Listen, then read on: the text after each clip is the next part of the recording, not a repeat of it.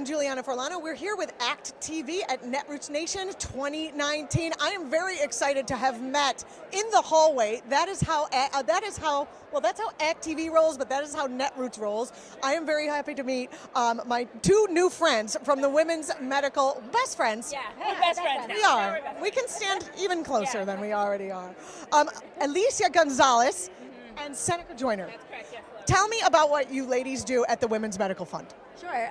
So the Women's Medical Fund has been around since 1985. We are an abortion fund here in Philadelphia. We serve a 5-county region, and we really needed to come into existence because of the racist white supremacist law that prevents people who are on Medicaid to be able to use that insurance to cover the cost of their abortion. So every year since then, we've been able to help upwards of 3,000 people access the abortion care that they need and are unable to afford because of this continued, racist laws.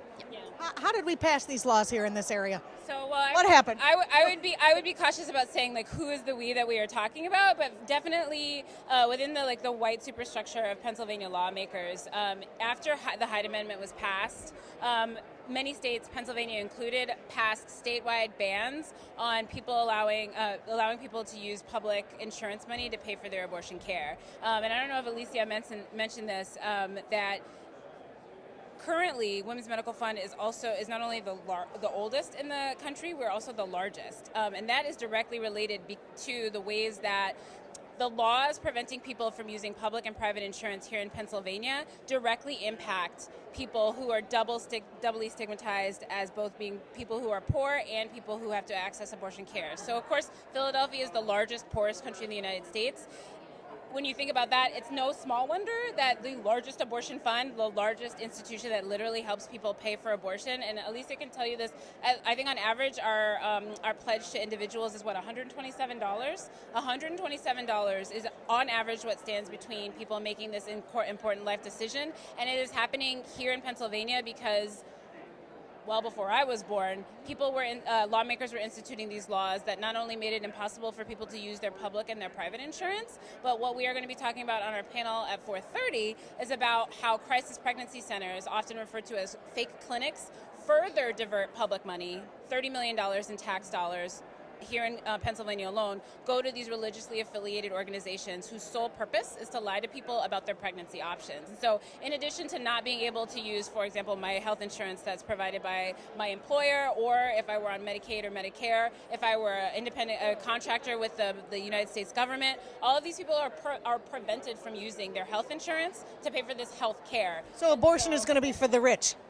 Right, exactly. That was the whole point of the laws, to make it so that those of us who were already facing the added stress and the trauma of poverty would be further coerced into forcing pregnancies to be carried to term. And that's why we like to say that although we're excited that people are so outraged right now with the sweeping abortion bans that are coming across all of the nation, that we have been knowing this is a fight that's gone on for decades and decades and decades, right? So it's like, finally, people, wake up. Thank God. Welcome. We've been in these streets. So we know that for Philadelphia and for Pennsylvania, this has been, abortion has been inaccessible for folks for decades. And so Roe v. Wade did not do a whole lot for folks who we see every day who call up the helpline. These are folks who are really living at the intersections of a lot of the systemic oppression. And we also like to say that it's by design, right? It's not by accident that these laws are on the book. And so we are out here doing what we can. Talk about the purpose of that design. Excuse me, I want to make sure.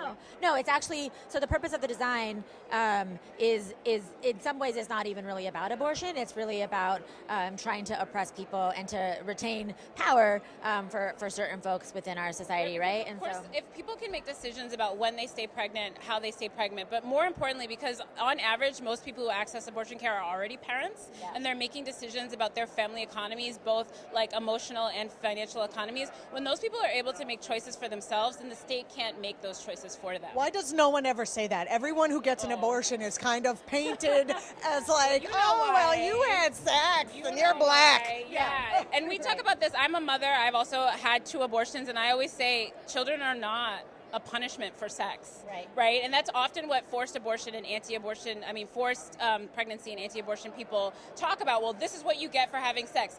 Absolutely not. What does the man get? Okay, right? this is a long Well, conversation. and also that this is how, as Elicia was saying, that this is actually how the system is set up, right? If you can't manage the children that you have, if you have to stay at your job because you have to do this work, then you can't be in the streets. Then you can't say fuck the police. I mean, you can, but it looks different. And so you got to change the diapers. Right? And so that there is a material that this isn't just like a theoretical way that the white supremacist system keeps people under the heel of capitalism, but it is a very material. There's no more intimate way than the state enacts violence than on bodies that can become and stay pregnant. And this is specifically how they do it. By we talk about this all the time. These bans are actually class warfare, and that warfare is absolutely racialized. It's absolutely gendered. But that what people fail to understand is that this isn't about choice. It's always coercion under our capitalist system, and that the real problem is that just like bail funds are getting people that are getting people out of dire circumstances right at the front lines, abortion funds are doing the same thing.